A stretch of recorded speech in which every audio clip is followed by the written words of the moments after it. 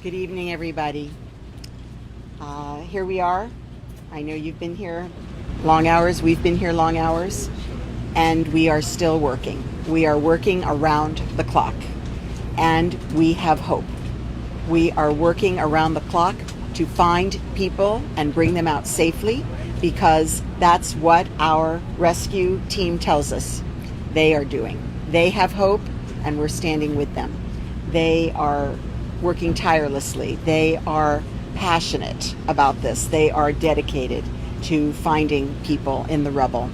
So we stand with them, and we're going to give them all the support that they need to get the job done. We've been joined by teams from all over the state, and we have the best people for the job, and we have the right people for the job. The people who are here are highly skilled and trained. They are the ones that go all over the world whenever there's a trouble spot needing this kind of rescue, and they are using the skills and the tools to get this job done, and as well they continue to believe that there are people that they can reach, getting through the crevices, pushing through walls, removing debris safely with the advice of our structural engineers. And so we stand with them to get this job done. So to the families who are waiting for news of their loved ones, we are giving them twice daily briefings with details of exactly how the search is being conducted. We are providing for their living and hotels, their meals. They're with chaplains. Many are celebrating the Jewish Sabbath right now at sundown. And we know that they are feeling very, very concerned, of course, anxious and wondering, but we are telling them that we are here working, praying, and really still hopeful that we will find more of their loved ones. Unfortunately, the numbers are the same that they were this morning. We have not found anybody else in today's search, but through the night we will continue, and God willing, there will be some good news later tonight or in the morning, and we'll be back. We have created a village here, a village of media, people all across the world watching, waiting, caring, donating. The world is watching, and the world is caring what happens right here in Surfside in Miami-Dade County. We are so grateful for the support of our cities, of our state, of our federal government. FEMA has come to the rescue. We're going to have more resources to pay for this expensive search and rescue, and to give us access to more teams for the rescue, later for the clearance of the rubble, and for the assistance for the families as they put their lives back together. So we're here. We'll continue, and please stand by us. Stand by us as we stand by the families. Thank you.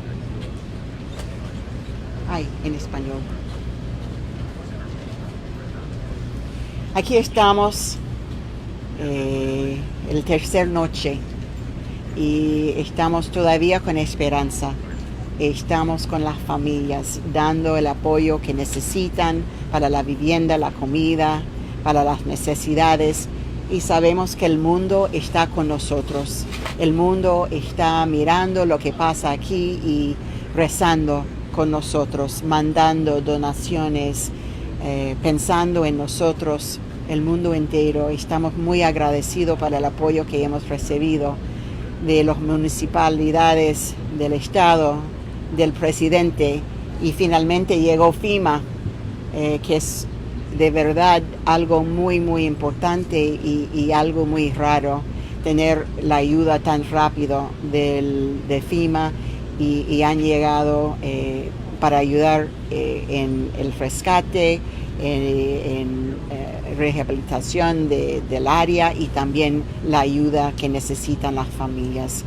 Y vamos a seguir, porque los bomberos tienen esperanza. Ellos son los mejores del mundo, y están siguiendo por los túneles de arriba con los perros, con el equipaje de escuchar las cámaras, todo, y estamos también sacando cosas de arriba para mejor entrar a ver lo que está pasando. Y aunque hoy no hemos encontrado a nadie, tenemos la esperanza que en esta noche vamos a descubrir personas vivas y que podemos decir esta noche o mañana que tuvimos éxito. Y con las familias estamos siempre dando el apoyo, y por favor ustedes sigan con nosotros. Su apoyo, su esperanza es muy importante. Gracias. Alcaldesa, ¿puedo hacer una pregunta para México, por favor? Al final lo vamos a hacer. Thank you, Madam Mayor. And now I'd like to call up to the podium Miami-Dade Fire Chief Alan Kaminsky. Good evening. We continue our search and rescue operations. We'll continue throughout the night. This operational period, we're continuing our strategy based on anything that new pops up. So we're using our equipment still with our dogs searching, seeing if we have any marks, as well as our sonar equipment, as well as video camera. Operation, we're still focusing underneath, trenching and shoring and looking in different aspects, as well as on top we're looking at delayering certain areas, certain components, and just seeing how we can gain access. We're giving 110%. We have multiple units on scene that we're rotating through, and we're going to continue our process. Thank you, Chief. And for Miami-Dade Fire Rescue Spanish translation, we'll have Erica Benitez. Muy buenas noches. Nosotros continuamos nuestra operación de búsqueda y rescate. En este momento estamos todavía con la esperanza de encontrar sobrevivientes. Estamos utilizando varias tecnologías, las cuales están disponibles para nosotros en esta clase de rescate, los cuales tenemos cámaras, también aparatos sonar, los perros que utilizamos, y todos estos equipos nos dan la seguridad de poder encontrar a sobrevivientes. Nosotros vamos a continuar esta operación esta noche y toda la noche. Esperamos, lo que queremos es lograr conseguir sobrevivientes en este momento. Sabemos que es un operativo que es bastante difícil, eso lo entendimos desde el principio, pero de todas formas nosotros seguimos presentes con este objetivo en mente. También quiero mencionar que nos llena el corazón mucho los gestos de generosidad de la comunidad y todos los gestos que han tenido con nosotros durante estos momentos tan difíciles. Muchas gracias. Thank you. And now the Director of the Miami-Dade Police Department, Freddie Ramirez. Good evening. The Miami-Dade Police Department will continue supporting the fire rescue operations. We're also helping at the Family Reunification Center as well.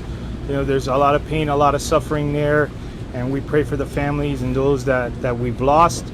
You will also notice some traffic pattern changes. Those changes are happening due to operational necessity. As equipment starts to come in, we need to provide a safe environment.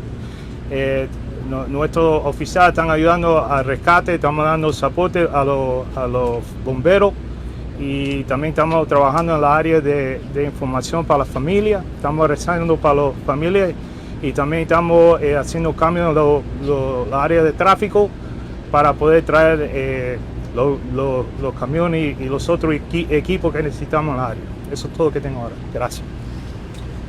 Thank you, Director. And now we're going to open up for questions. Please, when you're chosen, advise who you're going to have the questions directed to so we can have it organized. Alcaldesa, por favor, Oh, one second. Go ahead, sir. Can I ask a question of the chief? So, Director Ramirez said that they changed the traffic patterns because of new equipment. You're shutting down parting media because of equipment. Can you walk us through what equipment is coming in tonight and why it wasn't here already? Why you need it now and not Well, before? yeah, there's multiple heavy equipment, cranes that we're bringing in, different larger pieces of equipment to help remove the debris. This is a very strategic, methodical process. You know, again, with this search, with this type of collapse, it's very extremely difficult. And so again, what we're looking for is areas of voids, possible patient survivability, and that's where we're focusing. As this equipment comes in, we'll use it to assist to move certain pieces of debris. We can't just move it all at one time. It has to be very slow processes where we're digging through, searching, shoring up certain areas, other aspects. So that's why. I mean, it doesn't come in right away. It comes in as we're going through, but we're also having that equipment. It's en route. So we should see that tonight in use, those cranes? I know one is being set up, so yes, we should see one. And again, I wouldn't say in use because we just have to see with our search groups and exactly what we're looking. But that asset will be there, so when we feel this is the time to use it here, then that's how we'll deploy it. Thank you, sir. Madam Mayor. Lopez from Ciudad Televisa, Mexico. I'll ask you in English, and if you want to answer in English or Spanish, that's fine with you, Mayor. There was reports that the Mexican search and rescue team, Los Topos, that were interested in coming here to help and provide help.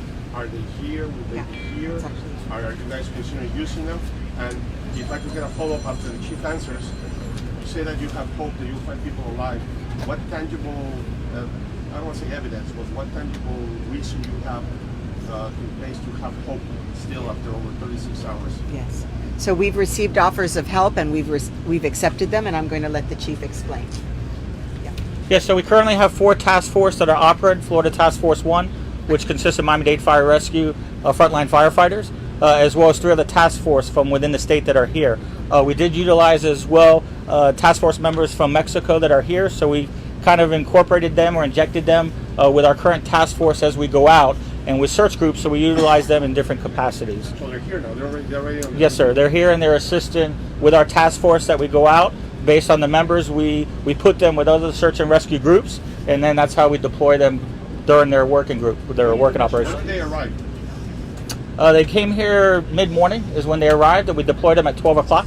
Our operational periods are 12 hours, so right now we're going from 12 o'clock in the afternoon till midnight, and then we rotate the next search and rescue crews going through.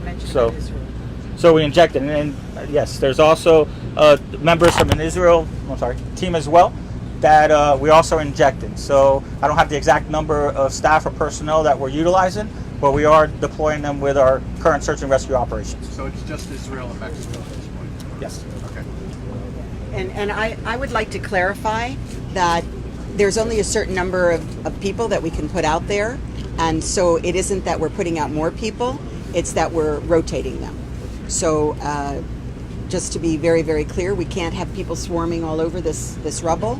It has to be very, very carefully determined, and we are using the same numbers as we go forward. Thank you.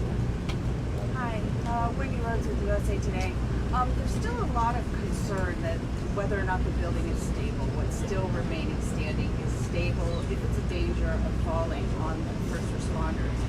Can somebody talk about the stability of the building? So we have structural engineers that are on site, and they're evaluating everything around, because of course our greatest asset are our search and rescue team, our firefighters. So they cannot be taking undue risks, and part of that is evaluating the building structure as well. So if there were concern that the building was unstable, that would affect the search, but they are continuing the search at this time. Okay. Go ahead. Mayor, I have a question. Normally when this kind of tragedies happen, there is a pattern of like going from phase 1 to phase 2. How many hours does it normally take, and what's the next step? I mean, will you continue on the same thing on the search and rescue for tomorrow? Yes. So we're on search and rescue. Full speed ahead on search and rescue. And you ask, why do we have hope? We have hope because that's what our search and rescue team tells us, that they have hope. They see opportunities. They see fissures that they could go in. They see places that they could break through. And as long as they can do that, and as long as they have encouraging signs like the knocking sound that they've heard, then we will continue. People have been discovered in rubble over a week beyond the date of incident. And so they have experienced that. They've been in places where they've rescued people in that period of time. And so that is why we are continuing our search and rescue. And one last question. Go ahead. Yes. I'll get you one more. Yep. Ryan Nelson, ABC6 News. I have a question for the fire chief. Earlier this evening, we saw a lot of smoke coming from the building. Can you maybe just explain why exactly we're seeing that? Does that impact the search and rescue effort? Yes, it absolutely does. I mean, there's so many hazards we're encountering and the fire just compounds it. The fire is deeply seated, deeply rooted under the structure. So you've seen it in and out, and unfortunately we keep having flare-ups of it, and it's just not accessible. So those are the difficulties. That's another challenge that we're encountering, and we're constantly going in aggressively, trying to get as close as we can to extinguish that fire, but unfortunately we haven't been able to get that extinguished 100% yet. What's burning? Those materials is unknown. I mean, yeah, we can't see exactly what's there, so I don't know what products might.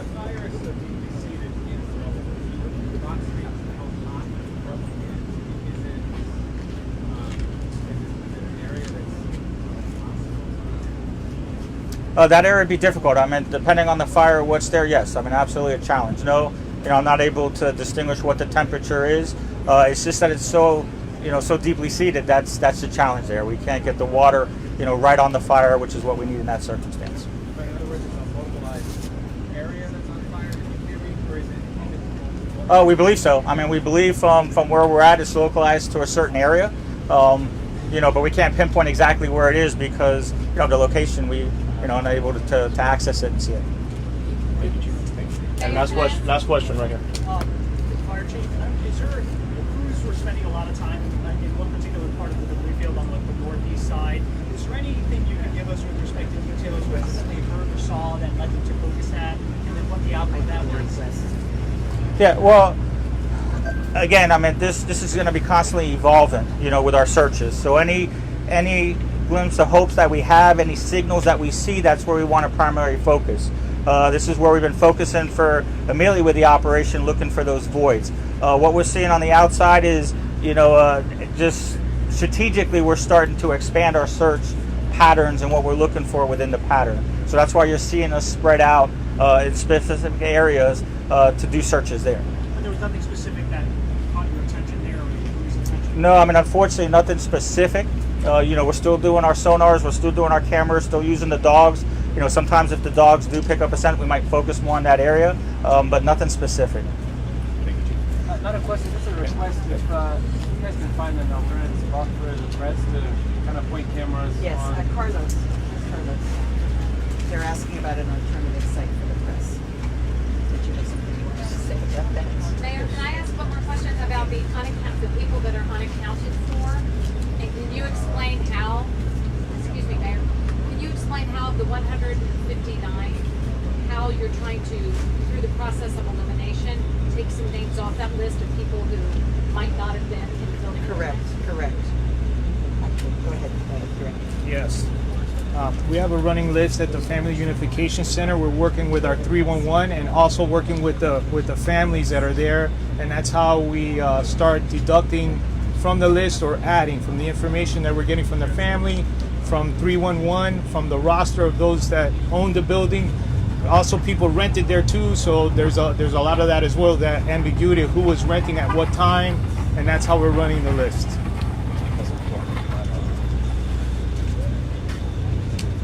Carlos Rosario, Lieutenant with the Miami-Dade Police Department. Someone had a question regarding the locations for the press.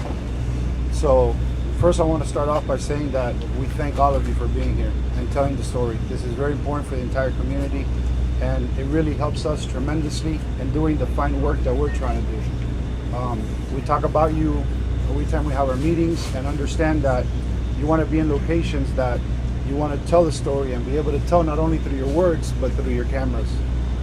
There is some areas, for example, there was an area that we were set up earlier at that I talked to many of you, where this is an area that, as you know, there's large vehicles, machinery, large fire trucks that are trying to get through and they just couldn't. And we can't lose focus of what's really important here, and that's for our first responders to do their job. We are going to be looking for other options and other alternatives to be able to make it more comfortable for you guys. So we're going to continue to do that. The options are limited because we don't want to have you too far. As it is, the location we're at right now is pretty close. You're not at the angle from the side of the collapse. However, you have to understand the reasons why. We were there for a little while, and it just got to the point where our rescue personnel and our first responders need the space to work. Even from the beach, sir, even from the beach, the access is getting limited. trucks on the beach. Well, we have to discuss that because there's a lot of factors that come in. There's a lot of press here. This is not one or two cameras. There's hundreds of cameras here.